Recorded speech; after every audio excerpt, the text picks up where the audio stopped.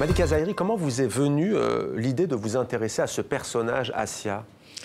Alors, c'est vrai que j'ai traité, en fait, indirectement, en fait, la situation des musulmans en France dans le cadre de mon précédent film, Mohamed le Prénom. Ouais. Et c'est vrai que dans le cadre des réseaux sociaux, je voyais beaucoup d'articles, beaucoup de gens qui commentaient la problématique, en fait, des perquisitions administratives abusives et les assignations à résidence. Donc du coup, c'est vrai que j'ai regardé pas mal de témoignages. J'ai aussi entendu des gens qui ont été victimes en fait de portes cassées, de perquisitions en fait, alors qu'ils n'avaient aucun souci en fait avec la justice, avec des risques d'attentats. Et je me suis dit pourquoi pas en fait réaliser un court-métrage pour montrer justement que les perquisitions administratives effectivement ont des limites.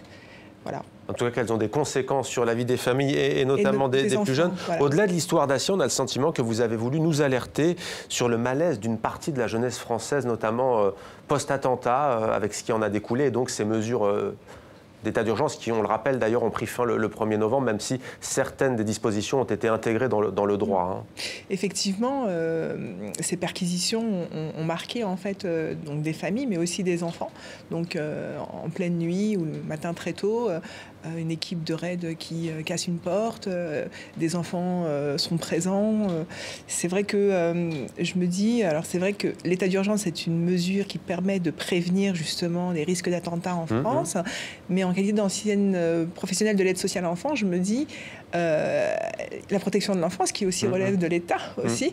Donc qu'est-ce qui a été fait justement en direction des enfants pour essayer justement de ne pas... Et paradoxe, ces situations, on peut le dire parfois schizophréniques, c'est que les mêmes enfants, même s'ils ne sont sans doute pas très nombreux, mais en tous les cas ils existent, les enfants qui vivent ce genre de situation, le lendemain à l'école, ils se retrouvent à parler de vivre ensemble, à parfois devoir chanter la Marseillaise aussi. Alors effectivement, j'ai voulu montrer dans mon film qu'on peut vivre ensemble malgré nos différences, enfin avec nos, pas malgré, mais avec nos différences. Ce que dit l'enseignant d'ailleurs. Et ce que dit l'enseignant, et effectivement, j'ai montré dans le cadre d'un travail d'éducation civique que les classes d'aujourd'hui sont des classes cosmopolites où tout le monde, avec toutes les différences des élèves, peuvent s'entendre en classe. Donc dans la vie, en fait, on peut s'entendre aussi. Et donc du coup, malgré nos origines, nos religions, etc., enfin voilà, c'était aussi un petit peu le message de vivre ensemble. L'autre message, c'est qu'aussi ce vivre ensemble, il ne se décrète pas. Et qu'il ne se décrète pas. Voilà. Donc après, dans mon film, c'est vrai que je montre aussi l'institution éducation nationale, donc il y aurait aussi une représentation de l'État.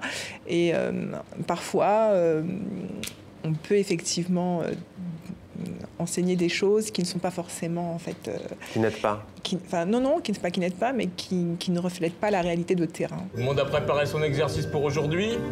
Alors, qui veut commencer? Alors? Mais c'est pour les bébés, ça! Respectez vos camarades, s'il vous plaît. Jackie! Mais quoi, qu'est-ce qu'il y a? T'es contente maintenant? J'ai perdu!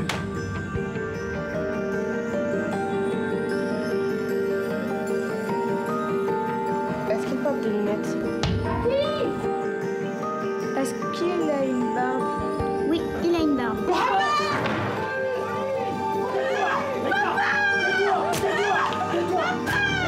Tu veux voir ton père?